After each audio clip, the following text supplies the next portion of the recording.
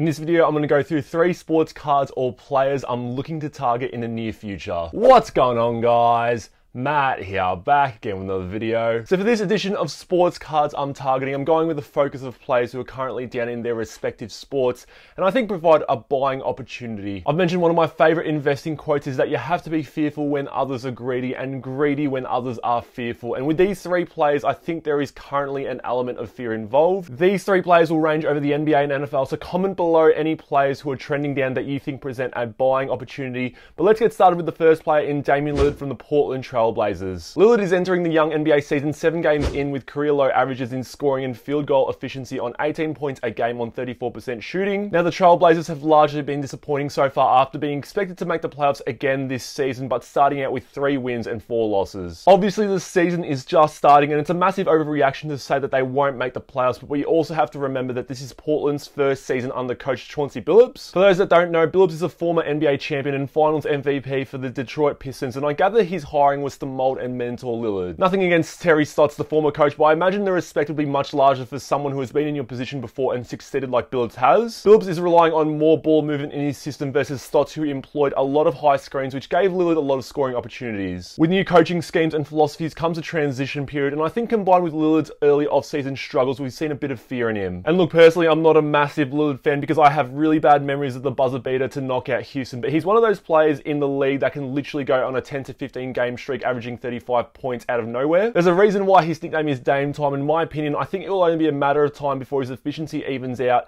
and he has a span of games where he kills it and prices go back up for him. Even when you look at his career field goal percentage averages, he's quite consistent and doesn't seem to have much variance other than the current season, which seems like an outlier at the moment. Looking at market movements, he is down 8% over the past couple of weeks and 10% over the past 60 days, which isn't a massive loss, but I think that's right considering what he has achieved. I personally really like the 2012-13 Select rookie card of Lillard because there's a few things going for it in that it's a first year set card of Select. It's relatively low pop and Select across the board is down thanks to the oversaturation of Select with retail this year. His Select Raw is going for around $30 US, but keep in mind if a card is kept raw from 2012, that most likely it may have condition issues, but if you want the safer bet with condition, the PSA 9 with a pop count of 370 goes for $111 US. Let's switch sports and move on to our second athlete in Patrick Mahomes. Now Mahomes has had a down season so far, but he's not alone as the Chiefs are currently 4-4 after being tipped to win the Super Bowl by a lot of people. It isn't all Mahomes' fault as the Chiefs defense is ranked 29th in the league currently, which is a huge difference to last season when they were ranked 11th. But Mahomes has had the fortunate and also unfortunate label of being the next QB to take over from Tom Brady.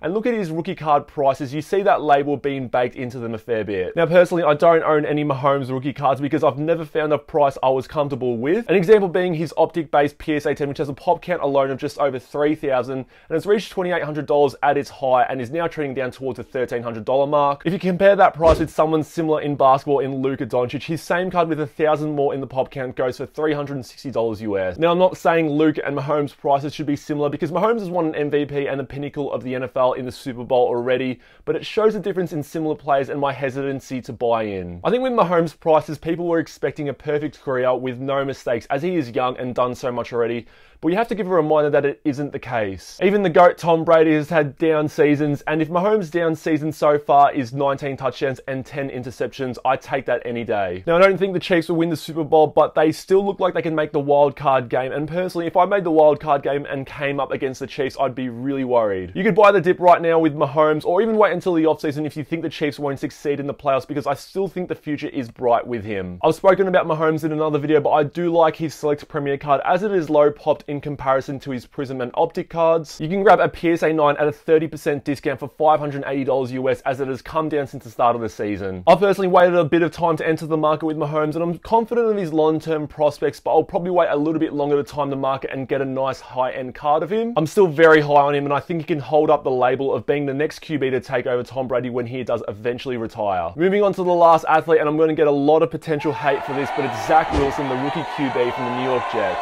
So this one is way riskier than the other two I've mentioned because Wilson has not proved anything in contrast to them. Now at the time of recording, Zach Wilson is out with a PCL injury and his backup quarterback Mike White recently led the Jets to a massive upset victory over the Bengals. People have now said that there is a potential quarterback controversy at the Jets, with Zach potentially not being the starter once he returns due to Zach's poor season so far. Currently he has 4 touchdowns and 9 interceptions, which isn't the best start, but the offensive line at the Jets is terrible, which causes pressure and panic on Wilson's throws. It's still very early in Wilson's career and too early to judge whether he will be a bust or not, and personally I think for QBs, especially early picks like Zach, you have to give them 3 years. The first year alone is getting adjusted to the speed of the NFL and learning the playbook, and most rookie QBs don't even start straight away. Most of their first season, if not all of it, is sat out to learn behind another quarterback, and we've seen that with Patrick Mahomes, Lamar Jackson and Josh Allen. Very rarely do you ever see a rookie QB start from their first game and succeed straight away like Justin Herbert did last season, and even Herbert didn't start in week 1. Even one of the best QBs of all time in Peyton Manning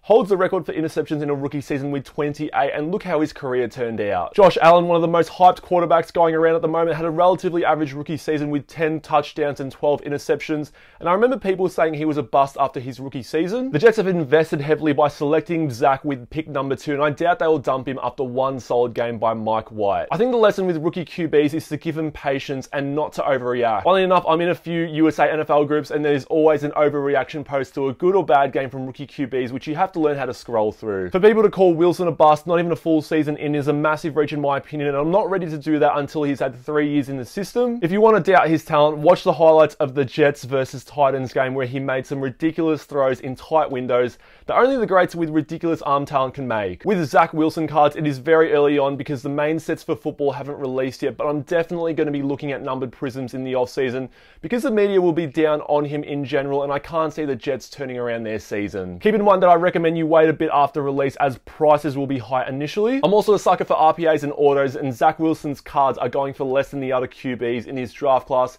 Take, for example, this beautiful Origins RPA numbered to 25 going for $160 US. Just food for thought, and I'm going to be eyeing some cards of Zach and buying the field because there's no denying his talent. The New York Jets fan base are very passionate, and I think they want a quick turnaround and results, when in fact they should be patient and allow their QB to grow. That is it for today's video. Thank you for making it till the end. I appreciate you all as always, and I'll see you all in future videos. Take care.